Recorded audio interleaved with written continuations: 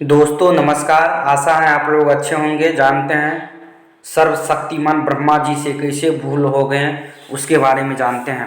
भगवान तो सर्वशक्तिमान होते हैं जिनके आगे किसी की नहीं चलती हैं, लेकिन कई बार ऐसे मौके भी आए हैं जब भगवान को भी झुकने के लिए मजबूर होना पड़ा। उन्होंने भी हाथ जोड़कर करनी बड़ी प्रार्थना, तब जाकर उनके जीवन में खुशियाँ लौटी। सृष्टि की रचना परमपिता ब्रह्मा ने की, यो तो सभी जानते हैं, लेकिन क्या आप यो जानते हैं कि एक बार ब्रह्मा से भी भारी भूल हो गई थी। एक ऐसी भूल जिससे उनकी पत्नी न सिर्फ उनसे रूठ गई बल्कि हमेशा हमेशा के लिए उनका साथ भी छोड़ गई। यही नहीं, पत्नी के गुस्से का यही परिणाम था कि आज सृष्टि की रचना करने वाले की पूजा सिर्फ पुष्कर में ही होती है। दूर पहाड़ों की चोटी पर विराजती हैं सावित्री, परमपिता ब्रह्मा की अर्धांगिनी सावित्री, लेकिन यहाँ सावित्री रूठी हुई हैं, नाराज हैं। यही वजह है कि ब्रह्मा के मंदिर में बिल्कुल अलग थलग उन्होंने पहाड़ पर अपना बसेरा बनाया हुआ है।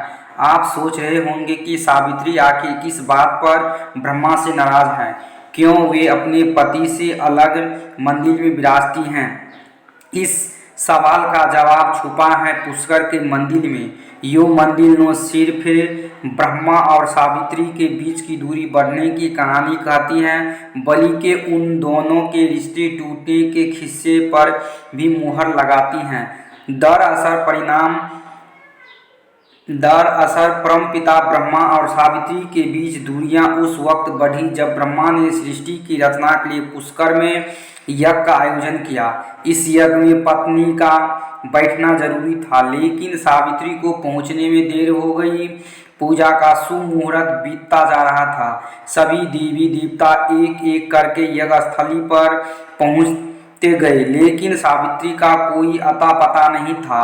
कहते हैं कि जब शुभ मुहूर्त निकलने लगा तब कोई उपाय न देखकर ब्रह्मा ने नंदिनी गाय के मुख से गायत्री को प्रकट किया और उनसे विवाह कर अपना यज्ञ पूरा किया। उधर सावित्री जब यज्ञ स्थली पहुंची तो वहां ब्रह्मा के बगल में गायत्री को बैठ देख क्रोधित हो गई और उन्होंने ब्रह्मा को शाप दे दिया। सावित्री का गुस्सा इतने में भी शांत नहीं हुआ। उन्होंने विवाह कराने वाले ब्राह्मण को भी शाप दिया कि चाहे जितना दान मिले ब्राह्मण कभी संतुष्ट नहीं होंगे। गाय को कलयुग में गंदगी खाने और नारद को आजीवन कुमारा रहने का शाप दिया। अग्निदेव भी सावित्री के कोप से बच नहीं पाए। उन्होंने भी कलयुग में अपमानित होने का शाप को क्रोध शांत होने के बाद सावित्री पुष्कर के पास मौजूद पहाड़ियों पर जाकर तपस्या में लीन हो गई और फिर वहीं की होकर रह गई। कहते हैं कि यही रहकर सावित्री भक्तों का कल्याण करती हैं। पुष्कर में जितनी अहमियत ब्रह्मा की है उतनी ही सावित्री की भी है। सावित्री को सौभाग्य की देवी माना जाता है। यही मान्यता है कि यहाँ पूजा करने से सुहागन की लंबी उम्र होती है। यही वजह है कि महिला यहाँ आकर प्रसाद के तौर पर मेहंदी, बिंदी और चूड़ियाँ चढ़ाती हैं और सावित्री से अपने पति के लिए लंबी उम्र मांगती हैं। दोस्तों चैनल को सब्सक्राइब और लाइक जरूर कर दीजिएगा। फिर अगली वीडियो में मिलते हैं, तब तक के लिए धन्यवाद।